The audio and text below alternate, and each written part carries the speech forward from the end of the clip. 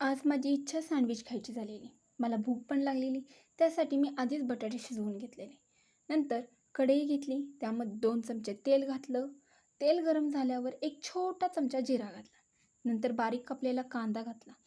नंतर हवी तशी हिरवी मिरची घातली. कोणाला तिखट हवी असेल तर जास्त घाला आणि नसेल तर कमी घाला.